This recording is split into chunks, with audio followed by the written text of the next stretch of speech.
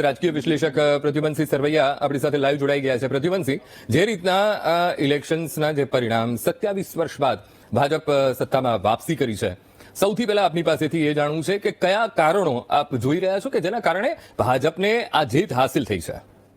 જી, ખાસ કરીને જે આપણે જોઈએ છીએ, મોદીજી અત્યાર સુધી અચીવ નથી કરી શક્યા. 27 વર્ષથી આમ આદમી પાર્ટી અને કોંગ્રેસ એ દિલ્હીમાં શાસન હતું રાજ્ય લેવલે. એ મોદીજીને પોતાના શાસનકાળ દરમિયાન આ પ્રથમ વખત આવી સફળતા મળી છે. એ વધારે સારી આનંદદાયક લાગશે. હવે જોઈએ તો કોઈ પણ જાતનો લોક જુવાળ નહોતો, કોઈ જુવાળ નહોતો બીજેપી તરફી. પરિણામો આવ્યા છે જે ચોક્કસ પ્રજાની જે અટકળો મુજબ, પ્રજાની ઈચ્છાઓ મુજબ આવ્યા છે. એક્ઝિટ પોલ અને મીડિયા ત્રણેયના જે હતી અટકળો એ મુજબ જ આવ્યા છે. અને કદાચ તો જોઈએ તો આમ આદમી પાર્ટીની અપેક્ષાથી વિરુદ્ધ છે. બાકી તો કોઈ નવી જ નથી. વધારે એક્સાઇટેડ ચોક્કસ છે, ધાર્યા કરતા સીટ વધારે આવી છે. તો ખાસ કરીને જયારે બીજેપીની ફેવરમાં જુવાળમાં નહોતું, પણ ક્યાંક ને ક્યાંક આમ આદમીની વિરુદ્ધમાં જે લોકોમાં રોષ હતો, જે એન્ટી ઇન્કમ્બન્સી એક પ્રકારની કહી શકીએ, અને એક ધારી જે ખોટા વાયદાઓ, ખોટી વાતો અને એવી અનેક જે ખોટા બહાના બતાવવા કેન્દ્રની ઉપર, અને જે મિસમેનેજમેન્ટ સ્થાનિક લેવલનો જે પ્રશ્નો છે, રોડ રસ્તા, પાણીના, પછી યમુના શુદ્ધિકરણના, અને લીકર પોલિસી, સીએજી નો કેગનો રિપોર્ટ પણ હજી એની તો ઇફેક્ટ બાકી છે, જે 2000 કરોડના, અને ઘણી બધી એવી રાષ્ટ્ર વિરોધી પણ વાતો એને ફેવર કરવી. ખાસ કરીને જોઈએ તો જોર્જ સોરોસ ની વાતોમાં દેશ વિરોધી જે છે એ લોકોને એજન્ડાને આગળ લેવા, એવી અનેક બાબતો હતી કે કથની ને કરણીમાં ફેર હતો. જાણે કે આ વખતે સૌથી મોટો અપસેટ થયો છે, જેને પોતે કટ્ટર ઈમાનદાર કહેતા હતા, તો એને વોટ બેંકે એનો રસ્તો બતાવી દીધો છે. કટ્ટર ઈમાનદાર કેજરીવાલની જે હાર થઈ છે. એટલે પોલિટિકલ જે વાતો મોટી મોટી કરી હતી, બંગલાની વાપરીએ, ગાડીની વાપરીએ, એના બદલે મોટો શીશ મહેલ, એના પાછળ એટલા રૂપિયા ખર્ચવા, એટલે પ્રજાને જે ડબલ દેખાડવું કાંઈક ને કરવું કાંઈક, એનો આ સીધો પરિણામ છે. અને હવે કદાચ બહાના તો ઘણા આવશે, ખાસ તો ઈવીએમ નો આવશે કે ઇલેક્શન કમિશન નો આવશે, એવી અલગ અલગ બાબતો ઉપર નવી ઘણી બધી વાતો આવશે. પરંતુ જે છે તથ્ય છે, પ્રજાના જે ધારણા મુજબનું પરિણામ આવ્યું છે. ચોક્કસ 5 સીટ કદાચ વધારે ધારણા કરતા આવી છે, પણ એ આપણું લોકતંત્ર જે જાગૃતિ છે એ સીધી દેખાણી છે. પ્રદ્યુમનસિંહ, ખાસ કરીને 2013માં જયારે 28 બેઠકો ઉપર જીત હાસિલ કરી હતી આમ આદમી પાર્ટી, અને 2015ની વાત કરીએ કે 2020ની વાત કરીએ, હવે શરૂઆતી જે જીત હતી એસેમ્બલીમાં જયારે જાય છે એ વખતે બધાએ એ દ્રશ્યો પણ જોયા હતા કે સાયકલ ઉપર કોઈ આવી રહ્યું છે, કોઈ વિધાયક, કોઈ બળદગાડામાં આવી રહ્યું છે, કોઈ ચાલીને આવી રહ્યું છે, કોઈ પબ્લિક ટ્રાન્સપોર્ટનો ઉપયોગ કરીને ત્યાં પહોંચી રહ્યું છે. હવે આ બધી વસ્તુઓ એ જનતાને કદાચ એ વખતે પસંદ પણ પડી, આખા દેશને એ આખી તેમની જે એક વિચારધારા હતી એ પસંદ પડી. 2015, 2020 એ જ વિચારધારાને જોઈને એ વોટ પણ આપ્યા. પણ ક્યાંક ને ક્યાંક સમયની સાથે જે પાર્ટીમાં પરિવર્તન આવ્યું, ટ્રાન્સપરન્સીની જયારે વાત થતી હતી, એ ટ્રાન્સપરન્સીમાં પણ એક ગાબડું પડ્યું હોય તેવું પણ જોવા મળ્યું, અને પબ્લિકે જોયું પણ ખરું બખૂબી રીતે. એટલે આ વખતે આ બધી જ વસ્તુઓને ભેગી કરીને પબ્લિકે આમ આદમી પાર્ટીને જાકારો આપ્યો છે. જી, દિલ્હીની પ્રજાએ ચોક્કસ ઘણો બધો ચાન્સ આપ્યો છે. 70 માંથી 67 સીટ આપી છે, પછી 62 સીટ આપી છે. એટલે એ રીતે જોઈએ તો ત્યારે પણ બીજેપી સ્ટ્રોંગ જ હતી, પરંતુ એને પૂરેપૂરો સમય આપ્યો છે.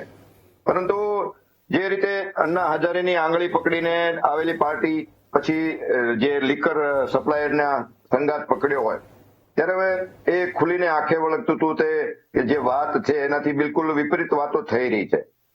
એના લીધે આ પ્રજાનો જે છે એ રિએક્શન છે.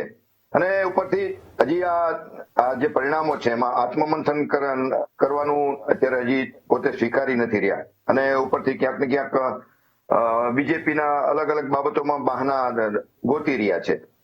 એટલે ઘણી બધી એવી બાબતો છે.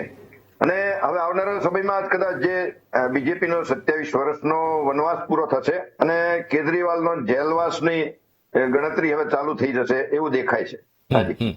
ખાસ કરીને આપની પાસેથી એ સમજવું છે, કોંગ્રેસની સ્થિતિ વિશે ખાસ તો આપની પાસેથી સમજવું છે, કારણ કે જે કોઈ પણ સ્ટેટના જ્યારે ઇલેક્શન્સ હોય ત્યારે કોંગ્રેસ હંમેશા એ વાત કરતી હોય છે કે ભાઈ અમે આ ઇલેક્શન્સમાં પૂરતું દમખમ વાપરીશું. દિલ્હીમાં પણ આપણને એ પ્રકારના દ્રશ્યો જોવા મળ્યા, આક્ષેપ પ્રતિ આક્ષેપ થયા, ઘણી બધી નિવેદનબાજી પણ સામે આવી, પણ ક્યાંય ને ક્યાંક દિલ્હીની જનતા સુધી એ મુદ્દાઓ પહોંચી નથી શક્યા, અને માટે જ કોંગ્રેસની આ સ્થિતિ. કોંગ્રેસનો વોટ શેર વધ્યો છે ચોક્કસ આ વખતે. ગયા વખતે જે 4.26 હતો એનાથી આ વખતે વધ્યો છે, પરંતુ એને સીટ નથી મળી. ગયા વખતની જેમ જ 0-0 જ રહી છે.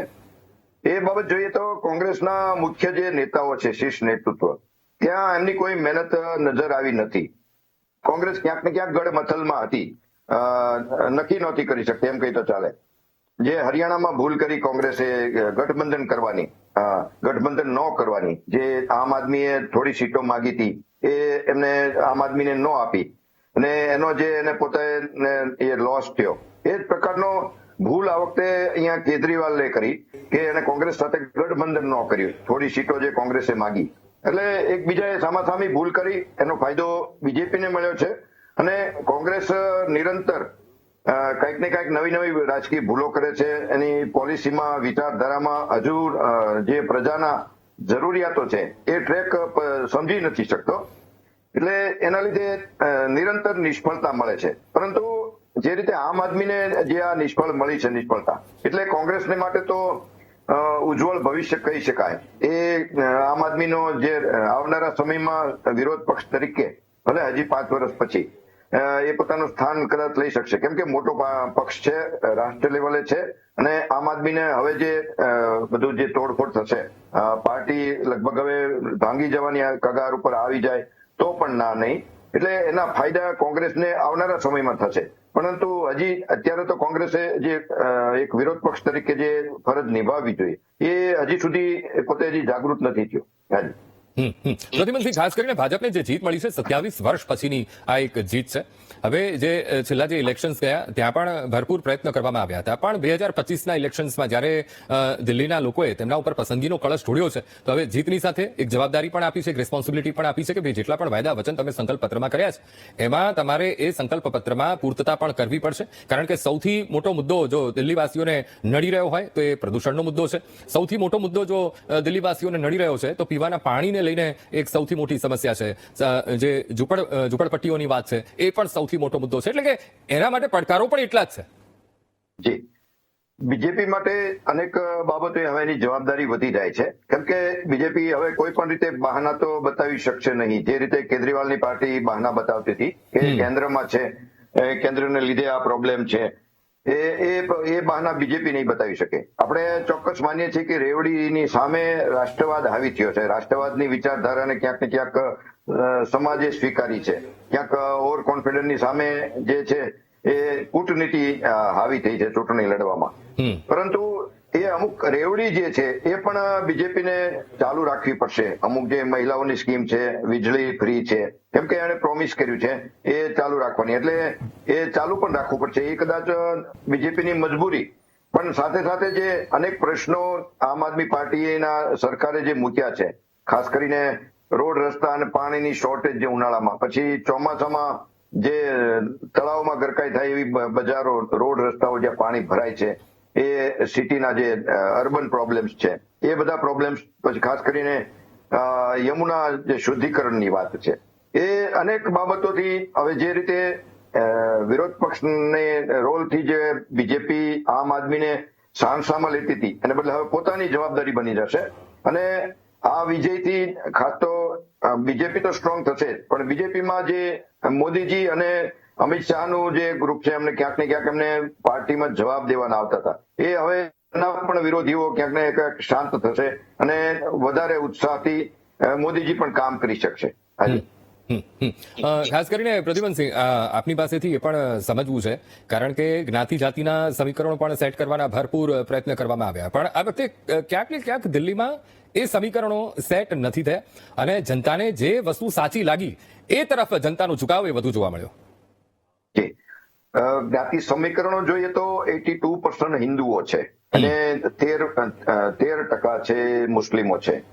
પરંતુ જે ધારણાઓથી બિલકુલ વિરુદ્ધ એ આખો ટ્રેક જોવા મળ્યો, જોઈએ તો 16% હિન્દુઓમાં જે દલિત ભાઈઓ છે એ જનરલી આમ આદમીની તરફ જતા, મુસ્લિમ જે બહુમૂલ છે એ પણ આમ આદમી તરફ જતા, બીજા જે જાટ છે એ લોકો પણ, એ સમૂહ પણ આમ આદમીની તરફ વળતા. પરંતુ જે રીતે આ બધા વોટ શેર આપણે જોઈએ છીએ, મુસ્લિમ વોટર પણ ડિવાઈડ થતો જોયો છે. એટલે ઓબીસી ની બાજુ અને ક્યાંક કોંગ્રેસને પણ આપ્યું છે. અને એ જ રીતે જે આપણે 2024ની ચૂંટણીમાં જોયું, બંધારણ ખતરામાં છે, વિરોધ પક્ષોએ જે સૂત્ર હતો એના લીધે દલિત સમાજ ક્યાંક ને ક્યાંક વિખરાયો હતો. પરંતુ એ આ વખતે રહ્યો છે. અને ખાસ તો ગુર્જર અને જાટ જે સામૂહિક રીતે એમની સાથે બીજેપીની સાથે રહ્યા છે. એટલે આ બધા જ સમીકરણો બીજેપીની ફેવરમાં રહ્યા છે અને જેના લીધે આટલો મોટો વિજય તરફ એને વિજય મળ્યો છે. અને કુંભ મેળાની જે ઇફેક્ટ છે એ પણ આપણે એને નિગ્લેક્ટ ન કરી શકીએ. જે સનાતન સંસ્કૃતિની જે જાગૃતિ છે એ પણ અહીંયા ક્યાંક ને ક્યાંક વોટર્સને એક કરવામાં નિમિત્ત બન્યો હોઈ શકે, જે રીતની બહુમતી છે. બાકી આટલા સમીકરણો તો કદાચ બીજેપી પાર્ટીએ પોતે નહીં ધાર્યા હોય. અમે એક એઝ એ વિશ્લેષક તરીકે મેં વોટિંગને દિવસે કીધું હતું કે કદાચ આશ્ચર્યજનક જે મહારાષ્ટ્રમાં પરિણામો મળ્યા છે એવું મેં એક ચેનલમાં કીધું હતું, એવો જ પરિણામ કદાચ બીજેપીને માટે મળશે, જે અહીં સાર્થક થતું દેખાય છે આજે. અને આમે દરેક રાજકીય પક્ષો એ કોઈ પણ ગત લોકસભા કે વિધાનસભાના ઇલેક્શન્સ હોય એમાં હાર કે જીત, પણ જે પણ કંઈ શીખવા મળે એ આગામી ઇલેક્શન્સમાં એપ્લાય કરતા હોય છે. આપણે દાખલો લઈએ, બીજેપીનો દાખલો લઈએ, ઉત્તર પ્રદેશમાં જે રીતે પરિણામો મળ્યા અને બીજેપી માટે એક નેરેટિવ આખું સેટ કરી દીધું હતું ને બીજેપીએ પણ એ આખી વાતને સ્વીકારી હતી કે ભાઈ અમારા માટે જે નેરેટિવ સેટ કર્યા હતા વિરોધ પક્ષે કે ભાઈ બંધારણ ખતરામાં છે, આરક્ષણ અમે ખતમ કરી દઈશું, એનું અમને નુકસાન પણ થયું. પણ આ વખતે દિલ્હીમાં ક્યાંય એ તક બીજેપીએ આપી નથી વિરોધ પક્ષોને. જી, 2024ના જે સંસદના ઇલેક્શન પછી બીજેપીને જે એ વખતે 240 સીટો આવી એ ધારણાથી બિલકુલ ઓછી. એટલે બીજેપી પોતાનું આત્મમંથન કરી અને પોતાની ફરજ જવાબદારીમાં તુરંતમાં એલર્ટ થઈ છે, જેને કહેવાય કે રાખમાંથી ઊભી થઈ. ત્યાર પછી તુરંત આપણે જોઈએ હરિયાણામાં, મહારાષ્ટ્રમાં મોટી સફળતા મળી, મધ્યપ્રદેશમાં મળી. એટલે એ રીતે એને બધી જગ્યાએ પોતાની ભૂલ તાત્કાલિક સુધારવામાં પોતે તરત એલર્ટ રહી અને જે જૂની ભૂલો હતી, ક્યાંક ને ક્યાંક આરએસએસ સાથે નાના મોટા વિવાદ હતા, એ તુરંતમાં સોલ્વ કર્યા, જેના પરિણામો એમને આ દિલ્હીમાં પણ મળ્યા. એવું જ જો અહીંયા હવે બીજેપીને તો આમાં જવાબદારી પણ વધશે. આ જે વિજયથી, માત્ર વિજય મેળવવાથી અત્યારે તો મીઠાઈ ખાઈને જે રીતે આનંદ લઈ શકે, પણ પાછળ જે હવે જવાબદારી છે મોટી છે. પરંતુ આના પરિણામો હવે જે આમ આદમીને માટે આવશે એને અસ્તિત્વનો સવાલ છે. હવે આ આઘાત કેટલો સહન કરી શકે છે પાર્ટી અને એના કાર્યકરો, સંગઠિત કેટલા રહી શકે છે, કેમ કે વિચારધારાથી પોતે ભટકી ગયો છે આમ આદમી પાર્ટી પોતે જ. એટલે એક તો વૈચારિક જે ભટક્યો હોય એટલે એને હવે અસ્તિત્વનો કદાચ એને જાળવી રાખવું અઘરું પડશે. હવે એમને નેતૃત્વ